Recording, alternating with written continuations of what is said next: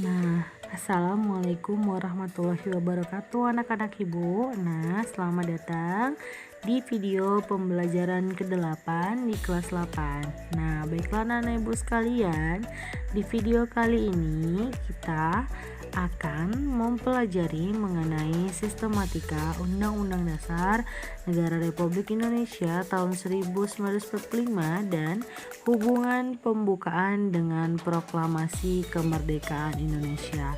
Kira-kira ada yang sudah tahu? Nah, baiklah, Undang-Undang Dasar 1945 adalah hukum dasar yang menjadi sumber dari seluruh peraturan undang-undangan yang ada di Indonesia.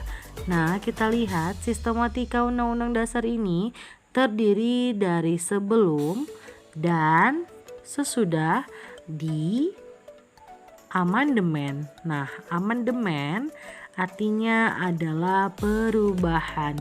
Nah, kita bahas yang pertama ya. Apabila sebelum di amandemen terdiri dari pembukaan. Nah, pembukaan ini terdiri dari 4 alinea. Kemudian yang kedua terdiri dari batang tubuh yaitu 16 bab, 37 pasal, 49 ayat, 2 pasal peralihan dan 2 aturan tambahan. Kita lihat lagi, setelah di amandemen terdiri dari satu pembukaan yang terdiri dari 4 alinea. Kemudian yang kedua adalah batang tubuh terdiri dari 21 bab, 73 pasal, 170 ayat, 3 pasal aturan peralihan dan 2 pasal aturan tambahan.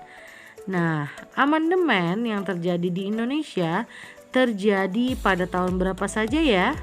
Amandemen pertama terjadi pada tahun 1999, amandemen kedua pada tahun 2000, amandemen ketiga pada tahun 2001, dan amandemen keempat pada tahun 2002. Nah, kita lanjut pembahasan. Sekarang kita membahas mengenai hubungan pembukaan dengan proklamasi kemerdekaan.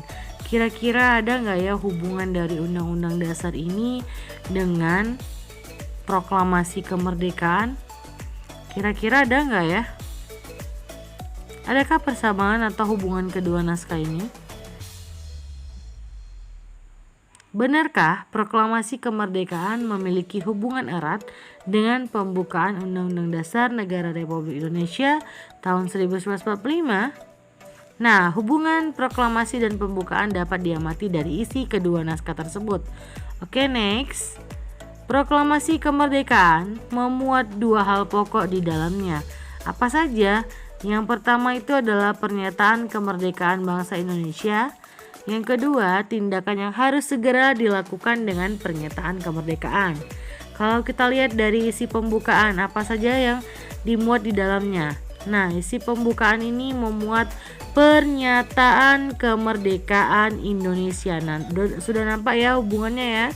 Kemudian dalam pembukaan Undang-Undang Dasar pada alinea pertama dan sampai dengan ketiga merupakan uraian terperinci dari kalimat pertama proklamasi. Kalau pada alinea keempatnya itu memberi arah pertanggungjawaban terhadap pelaksanaan proklamasi. Nah, jadi sudah jelas ada hubungannya ya. Nah, isi pokok kedua proklamasi, kita lihat isi proklamasi.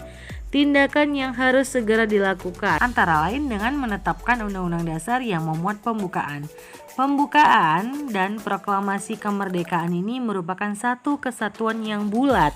Makna yang terkandung dalam pembukaan merupakan amanat dari proklamasi kemerdekaan. Oleh karena itu, alasan berdirinya NKRI yang diproklamasikan 17 Agustus dapat dipahami dengan cara mengkaji isi dari pembukaan. Nah, baiklah anak-anak ibu sekalian, uji kompetensinya di pertemuan pertama minggu ini yaitu adalah mencatat isi video di buku catatan. Kemudian pada pertemuan kedua untuk minggu ini, tugas kalian itu adalah di buku latihan menuliskan isi dari pasal aturan peralihan dan pasal aturan tambahan setelah di amandemen. Nah, baiklah anak-anak ibu, sampai jumpa di video selanjutnya. Apabila ada kata yang salah dan kurang paham dan kurang berkenan, ibu mohon maaf, dan apabila ada pertanyaan silakan bertanya kepada ibu di WhatsApp pribadi ibu Dan Ibu akhiri dengan mengucapkan salam wabillahi taufiq wal hidayah. Wassalamualaikum warahmatullahi wabarakatuh.